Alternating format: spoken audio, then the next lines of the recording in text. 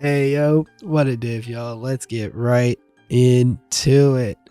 Let me talk to you, right? Let me talk to you real quick because I feel like we're getting a little lost in the sauce when it comes to these announcements and reveals and whatnot, right? And you might be thinking I'm talking about the extra life. I'm not. Uh, as much as I would love to talk about that, that's a legal problem and like a little bit too drama oriented for me. Just know, no, that is disgusting. Right?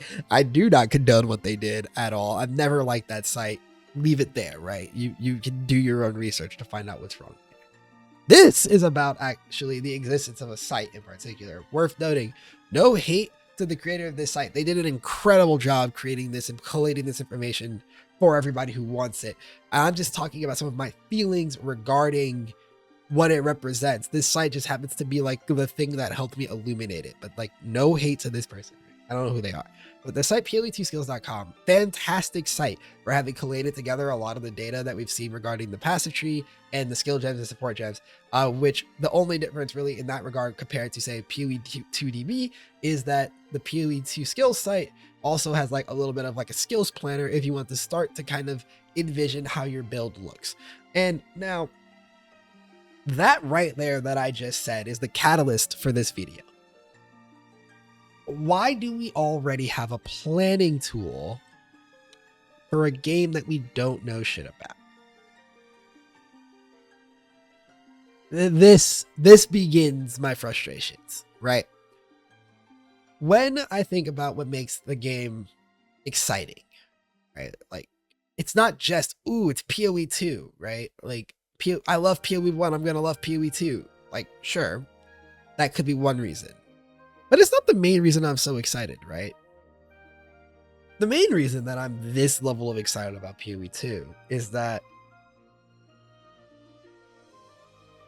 it's fresh. Like, that's the exciting thing, right? There are few things as exciting and unifying and like purifying as an action as cracking into a new game with the homies or even really with everybody, right? Like, you know, especially like as a creator nowadays, like I get to say it with you guys, right? Like we cracking into a new experience with people is awesome as fuck. It is a top tier experience. It's why people think about the days of WoW Classic so much. Not talking about literal WoW Classic, but like back when WoW was new, when the information era of gaming hadn't taken such a hold, right? Or when you think about like the old days of like COD Zombies, when it was just motherfuckers fucking around, right? You think about the old days of Overwatch where people really figured out how to play the game and it was just silly, goofy fun that nobody really understood, right? That there's so much magic in when a game is new, when it's fresh, when it's unoptimized. And obviously, it's going to get optimized. That's natural to both our desire as players to play better, but also the media space. And I mean, you know, obviously I'm going to fall into that of people who are going to post videos about how to do things better because people want to perform better, right? Naturally, we're going to get optimized. But there's something so beautiful about that period in time in which it's not. And that's why like this existence of this site and the way that this information has come around is kind of bothering me. It's again, no hate to the people who put it together. They're doing fantastic work for the people who want that. This video is me just saying that I don't want that, right? And it's not really a video to convince people of why those things shouldn't exist, because I fully think they should exist. It's a video to show you why I have not been foaming at the bit to cover all of that information, right? Because level with me for a second. We all know that as a content creator, the easiest way for me to farm views, impressions, etc. is for me to post videos about that shit. We know that. Like if I just started posting video after video, just going through all the like revealed information, I could rack up a ton of views. You know, I could post up on stream 4 to 6 hours a day, just like milking the PoE 2 content veins dry, right? Like I could absolutely do it. It would provide me with a whole lot of like, you know, creator metrics that look really cool. But I'm never going to do that. It's just not for me. It's not the thing that makes this release exciting to me, right? The thing that makes this release exciting is that it's new, that it's fresh, that I have an opportunity, for the most part, to go in with very little to no knowledge and just like be whimsical again, right? Remind myself of what it was like when I discovered Borderlands 2 for the first time, because Borderlands 2 was my first game in that franchise.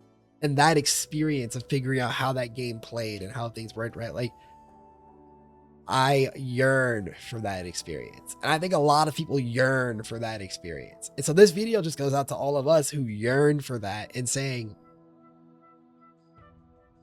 don't feel bad that you aren't looking into all this stuff, because here's the reality. No one really knows. Like, in my head, I tell myself, oh, I'm going to fall behind though. Especially as a creator, right? It's like, oh, and I'm going to fall so far behind as a creator. And like, yada, yada. Fall behind who? Right? The other side of my brain has to come in and remind me, like, who are you falling behind? And that's for me as a creator. If you're just a fucking player, who are you falling behind? Why does somebody else being a nerd and enjoying the game one other way, why does that affect you as a player, right? You are allowed to enjoy the game at your pace in the same way that they're allowed to enjoy the game at their pace. And that's why I was like, I'm okay with the information existing. I just needed to come out and talk about why I'm not covering it that much, because I don't want to exist that way. Not yet. After the game is here and after I've started logging hours, hey, look, anything's free game. I'm going to dump so much fucking information on this channel, right? We have a lot to cover, right? Just from the announcement stream, I have classes to talk about, the end game system to talk about. There's going to be the Trial of the Sakema in particular. I will probably talk about Trial of Chaos as well, but let's be real for a second. This is a Sanctum Lover channel, therefore Trial of the Sakema, right? There's a lot of information for me to cover once it's actually here. That way I can actually talk about it in a way that I feel like I add value to the discussion, as well as I don't ruin my ability to experience these things, raw, quite frankly. Now, in this vein, I do think there's one type of thing that we should have ready information for. And that is ascendancy and class data, because that's a little too important to not have information for, right? They talk about it in one of the I want to say it was one of the interviews where Jonathan talks about how, like, ideally PoE 2 is a classless game, right? It's just the weapons, right? Think almost kind of like how like New World handles it, right? Where it's just you have these weapons and that defines your class or whatever. But the reason that we have classes in addition to that weapon skill system is because classes help people like pick an identity that they're familiar with, that they want to identify with, right? You are a mage enjoyer back in WoW, you might rock with the sorceress, right? You've always loved you some minions, whether it be from Terraria or Last Epoch, or you're a PoE 1 minion enjoyer, you should check out the witch then. Man, you played you played those giga strength builds in the Souls games back in the day. You should check out the Titan. I have a feeling that's going to be for you, right? Like, the classes give that identity off, and the ascendancies are another layer to that identity, right? Like, for me, I'm a D3 monk player. It's probably one of the most enjoyable class identities I've ever been a part of, quite frankly. You can tell me about stuff from D2, but I'm gonna tell you right now, I didn't play D2, so I don't know, right? I can only share with you the experiences from what I have experienced. And the monk in D3, along with a lot of classes like it across many other games, have always resonated the best with me. So when they told me there's a monk in fucking PoE 2, my decision was made instantly, right? It was like, oh my god, there's a monk. Yes, right? That class gives me an identity to pick, right? That's something that people want. And so to that end, we need to give everybody full information on the ascendancies, because as per another interview, we can't swap ascendancies in early access, at least initially. And I imagine it will not be until probably the third ascendancies are added that we'll probably get that ability, because they're trying to make sure that we get data on all the ascendancies performances at all stages of the game. And so they need you to like actually play it through all stages of the game. But what that means for us as players is that, if we can't make a mistake and then unmake the mistake, right? Like, if I pray to God this doesn't happen, if I find out that Acolyte of Chayula monk is bad, and I I'm like, fuck, I guess I should play Invoker of the Elements. I can't do that without making a new character, right? And because of that, people need to be able to be assured ahead of time that their ascendancy is going to not suck. Right? The fact that that is a permanent decision that comes after a decent sum of hours into the game, and then there's they said what, 20 to 50 hours for a first time campaign experience, plus however many hours in end game before they find out that the character doesn't work. We need to be assured that in spending 30 plus hours on this character, we're not just walking ourselves to set up for failure, right?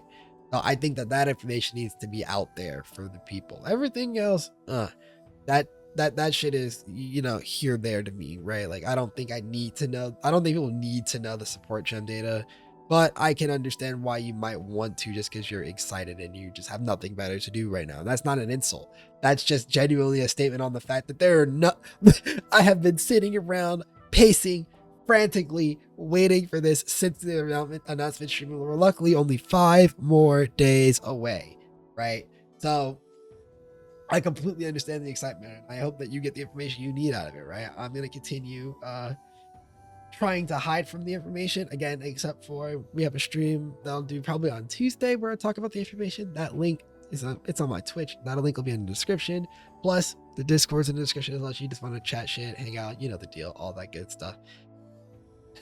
Anyways, ending note for the video is that this is a magical experience. Enjoy it however you want to enjoy it, right? Do not feel bad if you are a person who watched this video to the end and you think I'm shaming you for having looked up information. Fuck that version of me that you think you heard, because I'm not shaming you for that. You deserve to enjoy the game the way that you want to enjoy it. And to the people like me who feel like they might be missing out and ruining their experience by not looking these things up, fuck that too. You know that you want to enjoy the game by not looking this stuff up. Don't do it, right? That's the thing. Enjoy this the way you want to. I just wanted to provide my perspective on how I plan on enjoying it. Let me know how you guys are planning on enjoying it. If there's any information that you've seen you actually are really excited for, etc., in the comments and whatnot. Thank you guys for watching, and I will see you in the next one. Peace.